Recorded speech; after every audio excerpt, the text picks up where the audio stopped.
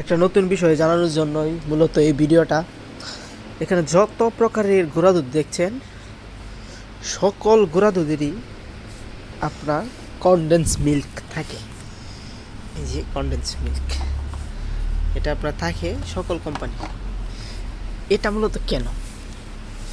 এটা প্রধানত কারণ হচ্ছে আপনার যে সকল গুঁড়া দুধের মেয়াদ চলে যায় বা যে সকল গুঁড়া দুধ ড্যামেজ হয়, সেগুলো কোম্পানি ফেরত দেয়।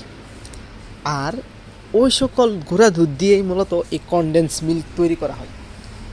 এটাই হচ্ছে সবচেয়ে বড় কথা, যে বাংলাদেশের মতো একটা দেশে নষ্ট হওয়া গুঁড়া দুধ এইগুলা থেকে কনডেন্স মিল্ক তৈরি করা হয়। আর এইগুলা দিয়ে আপনার গ্রামাঞ্চলে বেশিরভাগ চা বিক্রি করা হয়, যা আসলে সবাই আমরা খেয়ে থাকি। তো কোম্পানি কিন্তু কোনোদিন লস করে না। ঠিক আমাদের জীবনটাও তদ্রুপ, আমাদের জীবনে আসলে কোনো কিছু লস করা উচিত নয়। যেভাবে হোক তা পুষিয়ে তোলা উচিত।